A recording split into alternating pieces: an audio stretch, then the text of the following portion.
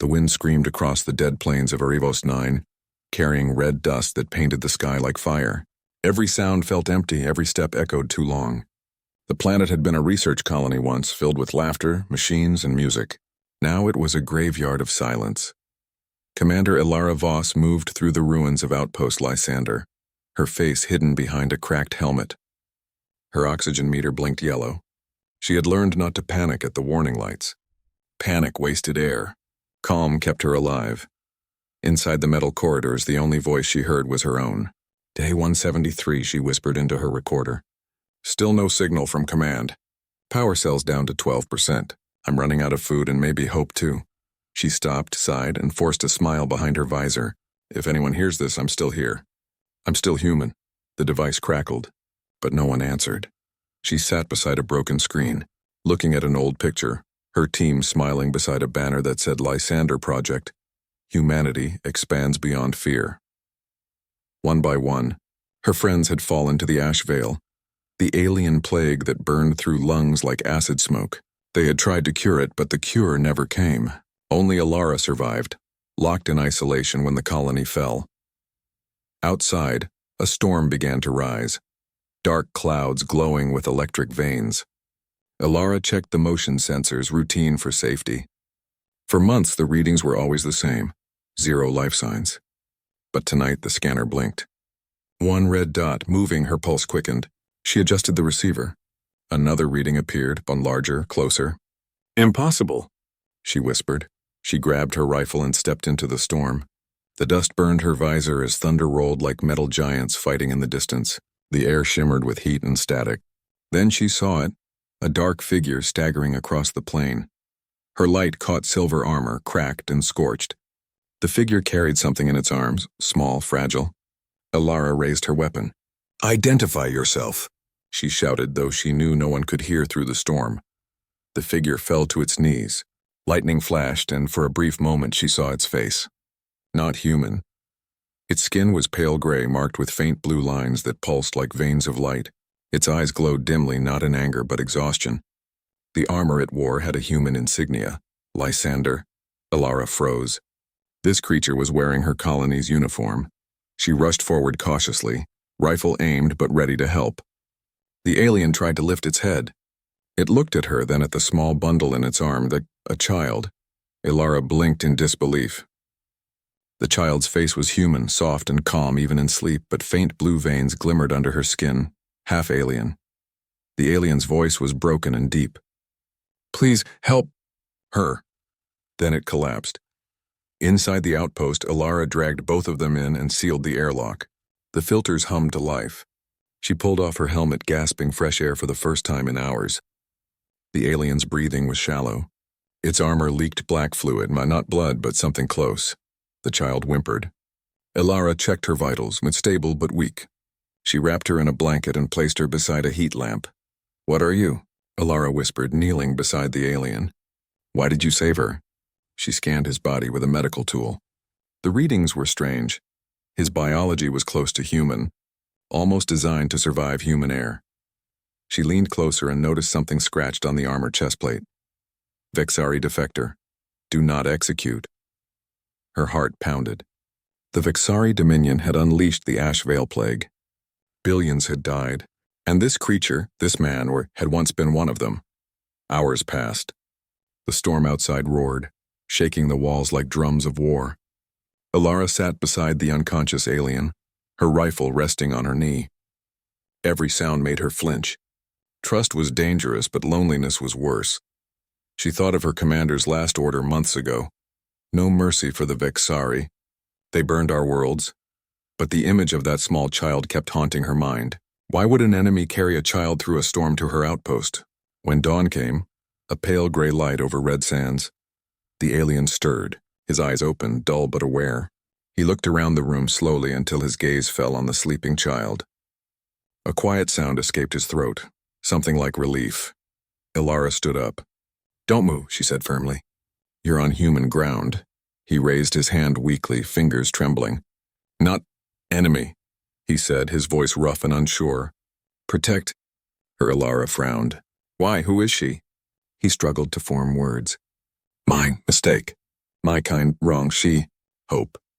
The translator on her wrist struggled to catch his language, repeating in robotic tones. Not enemy. Cure, hope. Alara stared at him. Cure? She knelt beside him, eyes narrowing. You said cure? You mean for the ash veil? He nodded faintly. Yeah, he pointed toward the child. Half human, half Fixari, immune. The truth hit Alara like lightning. If this was real, if the child's blood could resist the plague, then maybe humanity still had a chance. But before she could ask more, the alien coughed violently. His breathing turned ragged.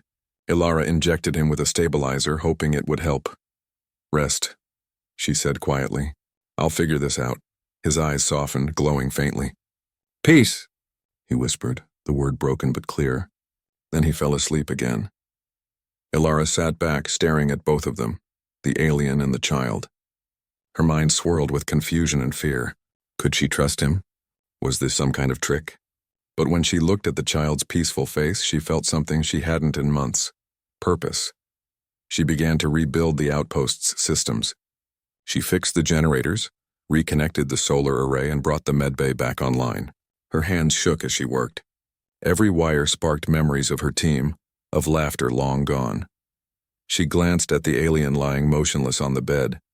His armor looked strange up close, a mix of human metal and alien crystal. It told a story without words. Two worlds that had tried to destroy each other, now lying broken together. The storm outside finally began to fade.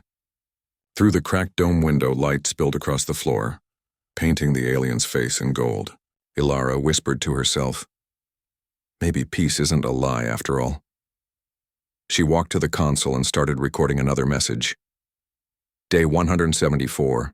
This is Commander Alara Voss. I found someone, maybe a way to fix everything. I'll keep him alive for now. She stopped, looked at the sleeping child, and added softly, maybe hope has a heartbeat after all. That night, she sat near the heater, listening to the sound of the wind. The alien stirred again, his breathing slow but steady. The child's hand moved, reaching toward Alara's arm even in sleep. Alara smiled faintly and let the small hand rest against her sleeve. For the first time since the fall of Lysander, she didn't feel completely alone. Outside, the last of the storm clouds cleared, revealing stars, thousands of them, shining cold and beautiful across the sky. Alara looked up and whispered, if you're listening, Earth, I'm still human, and I think I just found peace in the strangest place. As the lights flickered, the alien murmured one last word in his sleep. Peace. The sound echoed softly through the silent outpost. The red dawn rose over Erebos 9, slow and heavy. Dust shimmered like old embers in the air. Inside Outpost Lysander, faint power lights blinked for the first time in months. Commander Alara Voss stood near the medbed, watching as the alien, Corin, finally opened his eyes again. For a moment he looked lost. His gaze moved between the ceiling, the broken lights, and Alara's tired face. Then his eyes softened when he saw the small child still asleep near the heater. You're awake, Alara said carefully. You've been out for almost 2 days. Corin blinked slowly. His voice came weak, rough like sand. Where are we? Alara Voss, Commander. Human Research Colony Lysander, she said in short, clear words. You're safe for now, he nodded faintly. You helped us. Alara crossed her arms. You carried a child through a storm. That's the only reason you're still breathing. Corin gave a quiet smile, almost painful. I know, thank you. As hours passed, Alara tried to understand him. His words came slowly, sometimes broken. He spoke of the Vexari Dominion, his people. Once he had been a scientist, part of a secret project to study human DNA. He had worked in the shadows, creating something the Dominion feared, a child that shared both human and Vexari blood. The girl, named Lyra, was born immune to the ash veil, the same plague that destroyed Alara's colony. Corin had realized too late that his leaders planned to destroy both her and the research. They saw her as a threat to their power.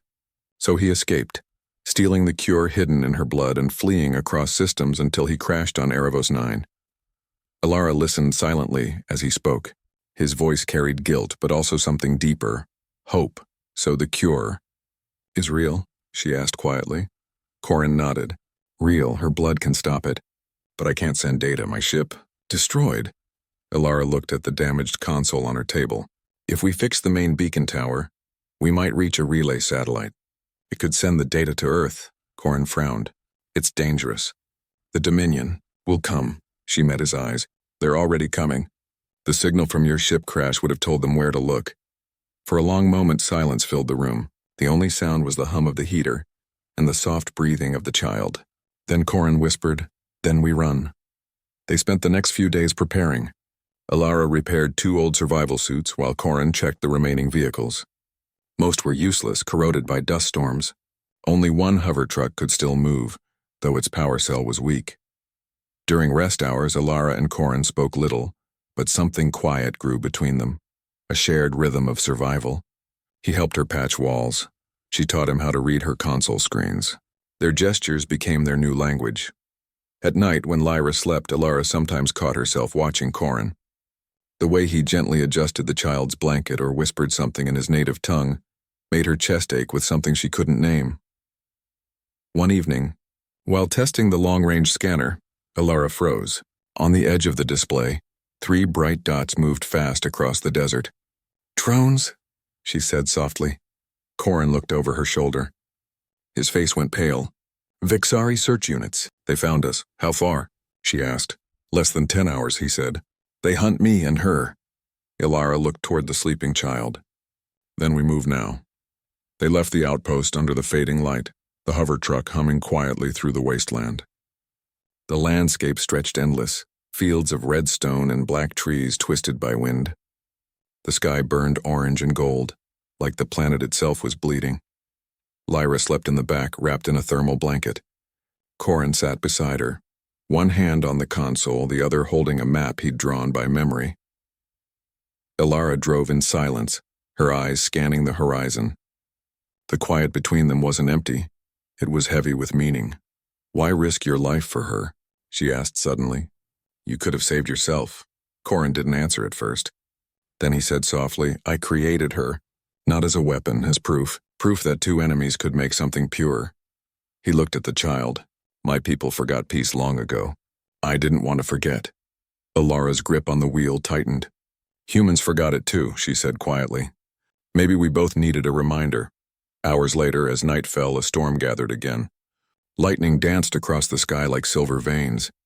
They reached a valley filled with old towers, ruins of another human colony long abandoned. In the center stood a broken communication spire, tall and leaning. "There," Alara said. "That's the old orbital beacon. If we fix it, it might connect to the satellite chain." Corin looked doubtful. "If we send signal, the Dominion will trace it." "They already know we're here," she replied. "Better to shout before we're silenced." They parked under the spire and began working. Alara climbed the tower, connecting old cables while Corin rerouted power from the truck. Sparks flew, dust burned, but slowly lights began to glow. The console inside flickered alive. "Signal. Weak," Alara muttered. "But it's working." Corin uploaded a data module, a recording of his research and the genetic code of the cure. Lines of green text scrolled across the screen. He turned to her. "Once this sends, Dominion will come fast." She met his gaze. "Then we make it count." Suddenly the scanner alarm shrieked. Alara ran to the window. In the far distance, 3 small lights rose above the horizon. The drones. "They're early," she said, breath short. Corin's expression hardened. "We hold them off." He grabbed a small plasma cutter, the only working weapon they had. Alara took her rifle and moved outside. The wind howled through the valley, carrying dust and sparks. Moments later, the first drone appeared, a dark, sharp machine with glowing red eyes. It fired energy bursts, cutting the ground near their feet. Alara rolled behind a rock, firing back. The shot hit one drone's wing, sending it crashing into the sand. Corin moved quickly, slicing through another drone's sensor core. The explosion threw him back, but he stood again, breathing hard. 2 more drones appeared. The sky flashed with light. Inside the spire, the console beeped. "Data upload 73%, Alara shouted. "Almost there." Corin ran back, covering her as she worked. Sparks rained around them. One drone's beam hit the side of the tower, tearing open metal. The entire structure groaned. Lyra cried from the truck. Alara's heart pounded. "Keep her safe," she yelled. Corin nodded and dashed to shield the child, firing his last charge at the drone. The machine exploded mid-air, its debris lighting the storm. When silence returned, only one drone remained, damaged but still flying. It hovered high, scanning. Alara aimed carefully. Her last bullet hit true. The drone fell spinning and crashed in flames. For a long moment there was only the sound of wind and static. Then the console beeped again. Upload complete. They stood in the broken spire, both gasping, covered in dust and smoke. The beacon pulsed faint light toward the sky. It's done, Alara said quietly. Corin looked up at the stars breaking through the clouds. Then maybe humanity will live, Alara turned to him. And what about us? He gave a small, tired smile. The Dominion will send more. They won't stop now. Alara sighed, looking at the sleeping child. Then we'll keep moving. As long as she breathes, there's hope. He nodded. Yes, hope. They packed what they could and left the ruins before dawn. Behind them, the beacon kept flashing into the night sky, a small light against the vast dark. Neither of them noticed the last drone, broken but still alive, crawling through the dust. Its red lens blinked once, recording their path. Then it transmitted a faint signal into space. Far beyond the planet's orbit, a Vexari battleship received the message. On its bridge, cold metallic eyes turned toward Erebos 9. Target located, said a voice. Prepare to eliminate. As Alara drove the hover truck across the empty desert, Corin looked at the sleeping child and then at the woman beside him. You're not afraid? He asked. She shook her head. Of dying? Maybe, but fear won't save anyone, he smiled faintly. You are very human. Alara glanced at him, half smiling. And you're not as alien as I thought. For a moment there was peace again, the kind that exists only between storms. The wind outside sang softly across the sand like a lullaby. But deep in the night sky, unseen by them both, shadows were already moving closer. The sky over Erebos 9 was dark, streaked with violet clouds and distant flashes of lightning. The red dust still clung to everything, painting the world in harsh, unreal colors. Alara Voss gripped the controls of the hover truck, eyes scanning the horizon. Behind her, Corin sat, one hand on the sleeping child, Lyra, the other holding a plasma cutter for protection. The Vexari fleet was close. They had tracked the beacon signal from the orbital spire, and now massive shadows moved against the storm clouds above. Sleek ships with sharp angles designed to hunt hummed with energy that promised death. Alara's heart pounded. The data Corin had uploaded, the genetic cure for the Ash Veil, was out there in space already on its way to Earth. Millions could live because of this child. Millions could survive, but their own survival was uncertain. Corin's gaze was fixed on the approaching fleet. They will not stop, he said quietly. We cannot outrun them. Alara nodded, her jaw tight. Then we fight smart. They drove through the winding canyons of the wasteland, using the terrain as cover. Corin fired at the drones still tracking them, taking out sensors and weapon systems, while Alara maneuvered the truck through sharp rocks and shifting sands. Lyra stirred in the back, sensing the tension. Her small hand reached for Corin's, gripping it instinctively. Stay calm, little one, Corin whispered. His voice, once rough and alien, was soft now, full of quiet warmth. Alara glanced at them both. A strange feeling bloomed inside her, hope fragile and fierce. She realized that hope wasn't just about survival. It was about trust, about the human heart refusing to surrender even in the darkest moments. Hours later, they reached a plateau overlooking the ruins of Thalion, a long-abandoned human research city. Broken towers rose like skeletal fingers, their metal frameworks glinting under flashes of lightning.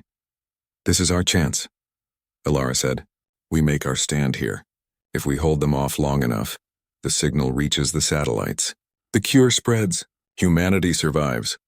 Corin nodded, setting Lyra down carefully in a small alcove formed by rubble. Then we fight together. Alara checked her rifle and weapons supply. No mistakes, she muttered. The first Vexari drone appeared, hovering above the plateau like a dark bird of prey. Corin fired his plasma cutter, cutting through its sensors. Sparks rained down. Alara shot at another, her aim precise despite the chaos. From the storm above, the Vexari ships descended, massive and deadly. Their weapons flared, striking the canyon walls. Alara felt the vibrations under her feet. Rocks fell around them. The air smelled of ozone and burning metal.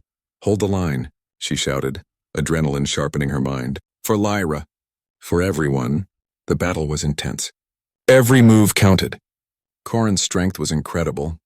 Despite his injuries, he moved with precision, protecting Lyra from falling debris and drone fire.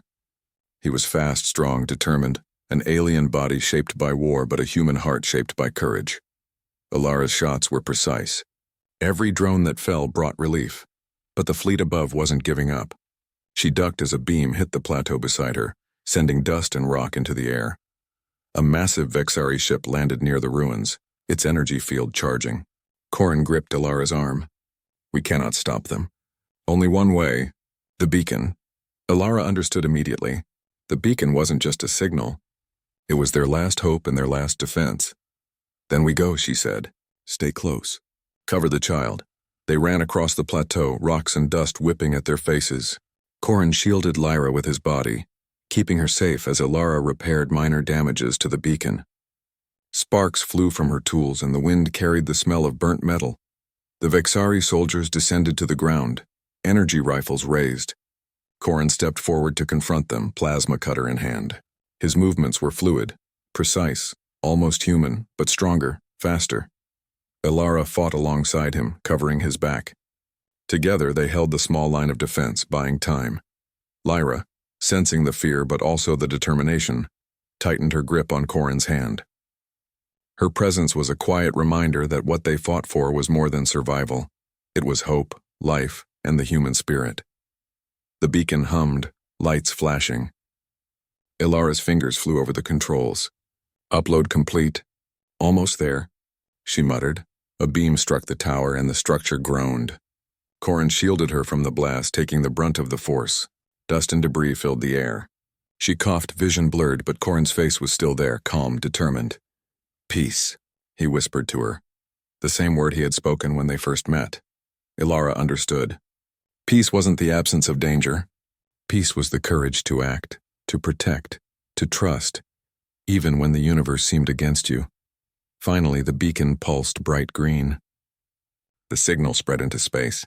The satellites picked it up, transmitting the cure's data to Earth. Done, Alara said, voice trembling.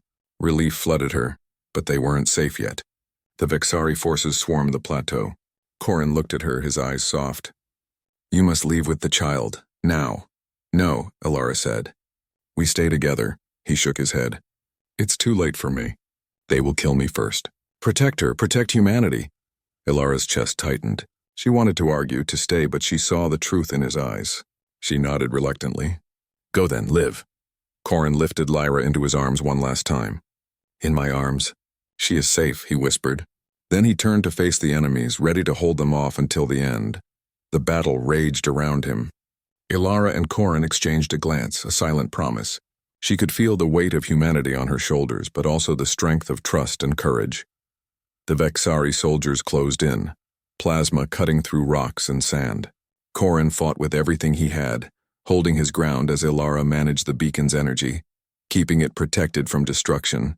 Then, with a final shout, Corin pushed the last wave back. A beam struck him squarely, sending him sprawling. Alara rushed to his side, but he raised a hand, shaking his head. Go, now, he said, a faint smile on his lips. In my arms. She found peace. Tears ran down Alara's cheeks. She grabbed Lyra, running through the canyon, glancing back to see Corin standing tall, defiant even as the storm of fire and energy surrounded him.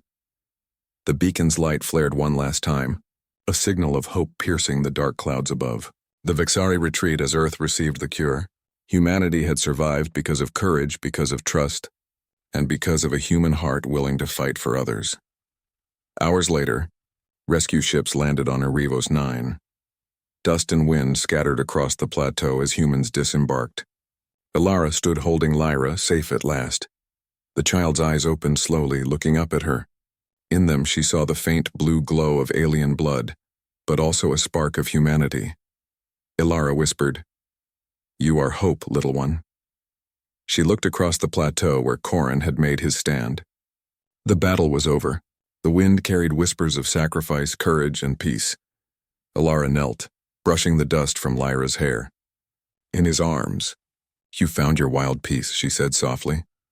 The sun rose slowly, casting gold and red across the barren land. The ruins no longer looked like death. They looked like survival, like life reclaimed.